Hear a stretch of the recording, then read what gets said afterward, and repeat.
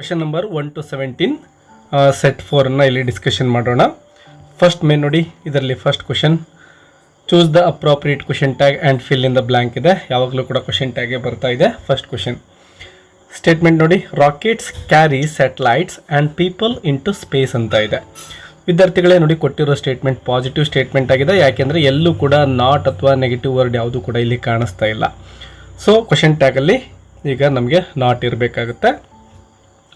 Option ಎದಲ್ಲೂ ನಾಟಿದೆ, option ಬಿದಲ್ಲೂ ನಾಟಿದೆ, option ಸಿದಲ್ಲೂ ಕೂಡ ನಾಟಿದೆ. Option D ಮಾತ್ರ ಇಲ್ಲಿ ನಾವು ಡಿಲೀಟ್ ಮಾಡಿಬಿಡ್ಬೋದು, ಯಾಕೆಂದರೆ ನಾಟಿಲ್ಲ. ಈಗ ಮೇನ್ ವರ್ಬ್ ಗಮನಿಸಿ, ಕ್ಯಾರಿ ಅಂತ ಇದೆ ವಿದ್ಯಾರ್ಥಿಗಳೇ. ಸೊ ಕ್ಯಾರಿ ಅಂತ ಇರೋದ್ರಿಂದ ಅಂದರೆ ಪ್ರೆಸೆಂಟ್ ಫಾರ್ಮಲ್ಲಿ, ಸಿಂಪಲ್ ಪ್ರೆಸೆಂಟ್ ಫಾರ್ಮಲ್ಲಿ ಇರೋದ್ರಿಂದ ನಾವು ಡೂ ಅನ್ನು ತೆಗೆದುಕೊಳ್ತೇವೆ ಕ್ವೆಶನ್ ಟ್ಯಾಗ್ ಮಾಡಲಿಕ್ಕೆ ಹೆಲ್ಪಿಂಗ್ ವರ್ಬ್ ಆಗಿ. ಸೊ ಇಲ್ಲಿ ನೋಡಿ, ಆಪ್ಷನ್ ಎ ಡಸ್ ಇದೆ, ಸೊ ಇದು ಡಿಲೀಟ್ ಆಗುತ್ತೆ. ಆಪ್ಷನ್ ಸಿ ನೋಡಿ, ಡಿಡ್ ಇದೆ, ಸೊ ಇದನ್ನು ಡಿಲೀಟ್ ಮಾಡ್ತೇವೆ. ಸೊ ಉಳಿದಿರತಕ್ಕಂಥದ್ದು ಒಂದೇ ಒಂದು ಡೋಂಟ್ ದೇ ಅಂತಕ್ಕಂಥದ್ದು ಅದೇ ಸರಿಯಾಗಿರುವ ಉತ್ತರ.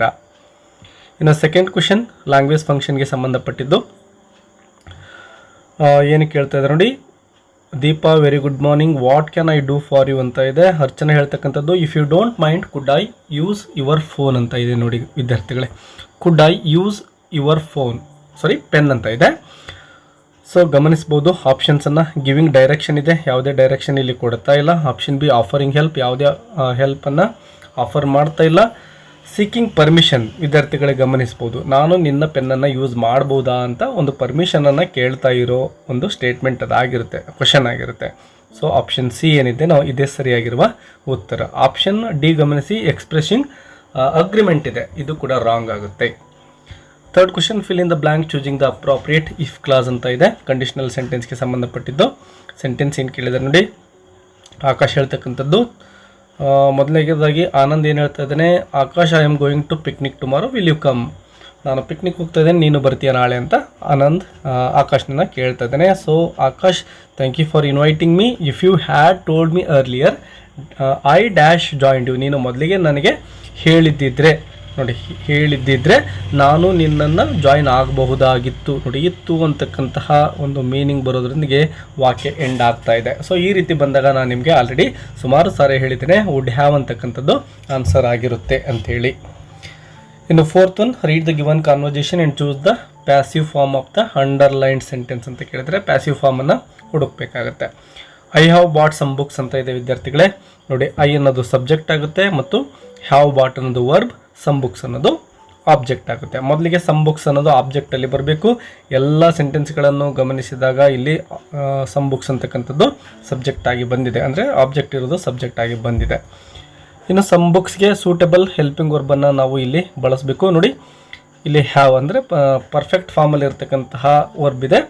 ಇಲ್ಲೂ ಕೂಡ ಸಮ್ ಬುಕ್ಸ್ ಪ್ಲೂರಲ್ ಆಗಿರೋದ್ರಿಂದ ನಾವು ಹ್ಯಾವನ್ನೇ ತೆಗೆದುಕೊಳ್ಬೇಕು ವಿದ್ಯಾರ್ಥಿಗಳೇ.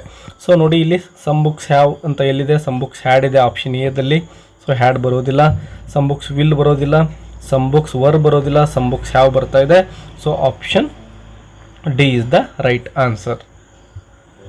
ಇನ್ನು ಸೆಕೆಂಡ್ ಮೇನ್ಗೆ ಸಂಬಂಧಪಟ್ಟಂತೆ ಕಾಲಕೇಟಿವ್ ವರ್ಡನ್ನು ಕೇಳಿದರೆ ಫಾಸ್ಟ್ಗೆ ಸೂಟೇಬಲ್ ಕಾಲಕೇಟಿವ್ ವರ್ಡ್ ಯಾವುದಾಗುತ್ತೆ, ಫಾಸ್ಟ್ ಫುಡ್ ಅಂತ ನಾವು ಯೂಸ್ ಮಾಡ್ತೇವೆ.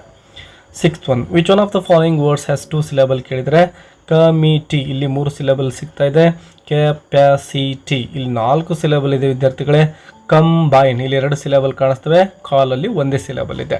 ಅವ್ರು ಕೇಳಿರೋದು 2 ಸಿಲೆಬಲ್. ಸೊ ಆನ್ಸರ್ ಕಂಬೈನ್ ಅಂತಕ್ಕಂಥದ್ದು. Seventh question, write the correct form of the word given in bracket ಅಂತ ಇದೆ. The art of dash is to educate the heart ಅಂತ ಇದೆ. ವಿದ್ಯಾರ್ಥಿಗಳೇ ನೋಡಿ, ಇಲ್ಲಿ ಎಜುಕೇಟ್ ಇದೆ, ಇದಕ್ಕೆ ಸೂಟೇಬಲ್ ಆಗಿರ್ತಕ್ಕಂಥ ಸಫಿಕ್ಸನ್ನು ಸೇರಿಸಿ ನಾವು ಆನ್ಸರ್ನ ಬರಿತೇವೆ. ಸೊ ಎಜುಕೇಟ್ ಇರೋದು ಎಜುಕೇಷನ್ ಅಂತ ಆಗುತ್ತೆ ವಿದ್ಯಾರ್ಥಿಗಳೇ. Education is the right answer. Eighth question, fill in the blank using the correct ಆರ್ಟಿಕಲನ್ನು ಫಿಲ್ ಮಾಡಬೇಕು. Shyam is learning to play dash sitar ಇದೆ ವಿದ್ಯಾರ್ಥಿಗಳೇ. ಇಲ್ಲಿ ದ ಅಂತಕ್ಕಂತಹ ಡೆಫಿನಿಟ್ ಆರ್ಟಿಕಲನ್ನು ನಾವು ಫಿಲ್ ಮಾಡಬೇಕಾಗುತ್ತೆ. Ninth one, identify the part of speech of the underlined word ಕೇಳಿದರೆ we should use eco friendly things ಅಂತ ಇದೆ. ವಿದ್ಯಾರ್ಥಿಗಳೇ ಗಮನಿಸ್ಬೋದು, ಎಂತಹ ವಸ್ತುಗಳಂದರೆ ಇಕೋ ಫ್ರೆಂಡ್ಲಿ ಥಿಂಗ್ಸ್ ಅಂತ. ಸೊ ಇಲ್ಲಿ ಥಿಂಗ್ಸ್ ಅಂತಕ್ಕಂಥದ್ದು ನೌನ್ ಆಗಿದೆ ವಿದ್ಯಾರ್ಥಿಗಳೇ. ಸೊ ಈ ಒಂದು ನೌನನ್ನು ಡಿಸ್ಕ್ರೈಬ್ ಮಾಡ್ತಕ್ಕಂತಹ ವರ್ಡೇ ಇಕೋ ಫ್ರೆಂಡ್ಲಿ ಆಗಿದೆ. ಸೊ ನಾವು ನೌನನ್ನು ಡಿಸ್ಕ್ರೈಬ್ ಮಾಡ್ತಾ ಇರತಕ್ಕಂತಹ ಕಾರಣದಿಂದ ಇದೊಂದು ಅಡ್ಜೆಕ್ಟಿವ್ ಅಂತ ಕರಿತೇವೆ ವಿದ್ಯಾರ್ಥಿಗಳೇ. ಸೊ ಇಕೋ ಫ್ರೆಂಡ್ಲಿ ಅನ್ನೋದು ಅಡ್ಜೆಕ್ಟಿವ್ ಆಗಿದೆ. 10th question, fill in the blank using suitable linker ಕೇಳಿದ್ದಾರೆ.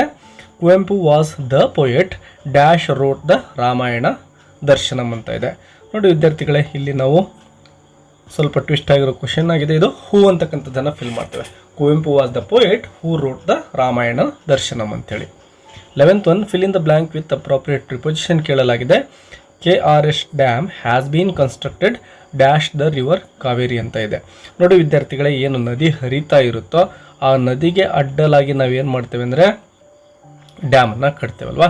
ಸೊ ಈ ರೀತಿ ನದಿಗೆ ಅಡ್ಡಲಾಗಿ ಡ್ಯಾಮನ್ನು ಕಟ್ಟೋದ್ರಿಂದ ನಾವು ಈ ರೀತಿಯ ಒಂದು ಅಡ್ಡಲಾಗಿ ಅಂತ ಹೇಳಲಿಕ್ಕೆ ಇಂಗ್ಲೀಷಲ್ಲಿ ಅಕ್ರಾಸ್ ಅಂತಕ್ಕಂಥದ್ದನ್ನು ಯೂಸ್ ಮಾಡ್ತೇವೆ ಪ್ರಿಪೊಸಿಷನ್ ಆಗಿ. ಸೊ ನೀವು ಇಲ್ಲಿ ಸೂಟಬಲ್ ಪ್ರಿಪೊಸಿಷನ್ ಯಾವುದನ್ನು ಫಿಲ್ ಮಾಡ್ತೀರಿ ಅಂದರೆ ಅಕ್ರಾಸನ್ನು ಫಿಲ್ ಮಾಡಿ. 12th one, fill in the blank with appropriate tense form of the word given in bracket ಇದೆ. Encyclopaedia dash us basic information on every subject. Simple present ಫಾರ್ಮಲ್ಲಿದೆ ವಿದ್ಯಾರ್ಥಿಗಳೇ. Encyclopaedia ಅಂತಕ್ಕಂಥದ್ದು third person singular ಆಗಿದೆ. So ನಾವು ಇಲ್ಲಿ present form ಆಗಿರೋದ್ರಿಂದ ನಾವು ಇಲ್ಲಿ ವರ್ಬ್ಗೆ ಎಸ್ ಅನ್ನು ಸೇರಿಸ್ತೇವೆ. ಸೊ ಗಿವ್ಸ್ ಅನ್ನೋದು ಸರಿಯಾಗಿರುವ ಉತ್ತರ. ಇನ್ನು use the word smile as verb in a sentence ಅಂತ ಇದೆ. ಸಿಂಪಲ್ ಆಗಿ ಸೆಂಟೆನ್ಸನ್ನು ಇಲ್ಲಿ ಯೂಸ್ ಮಾಡ್ಬೋದು.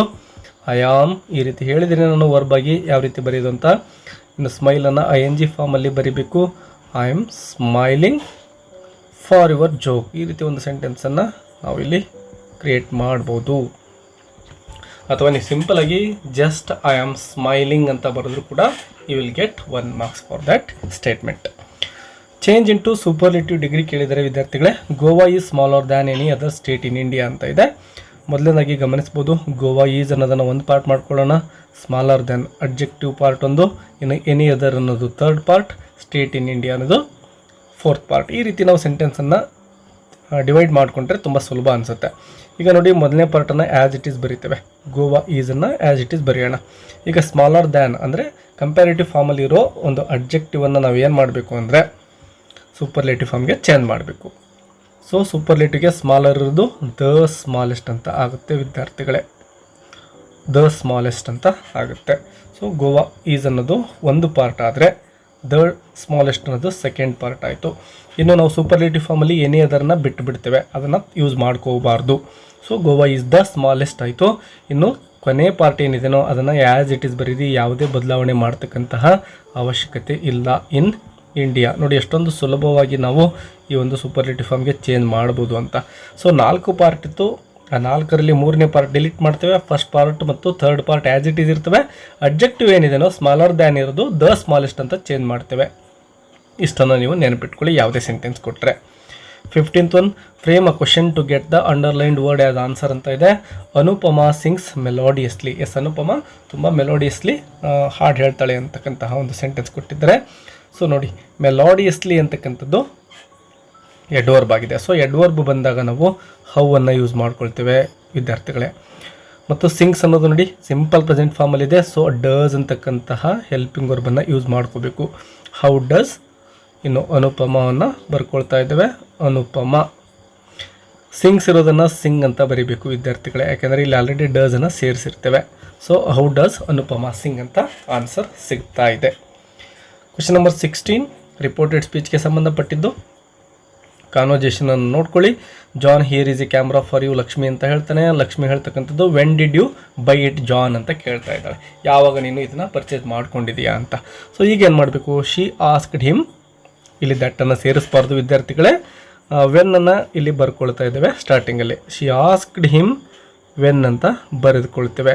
ಇನ್ನು ನೆಕ್ಸ್ಟ್ ಮಾಡಬೇಕಾಗಿರೋದು ನೋಡಿ, ಈ ಡಿಡ್ ಅನ್ನೋದು ವಿದ್ಯಾರ್ಥಿಗಳೇ ಈ ಕಡೆ ಹೋಗುತ್ತೆ, ಯು ಅನ್ನೋದು ಈ ಕಡೆ ಬರುತ್ತೆ, ಎರಡು ಎಕ್ಸ್ಚೇಂಜ್ ಆಗ್ತವೆ. ಇದನ್ನು ಸರಿಯಾಗಿ ಗಮನಿಸಿ.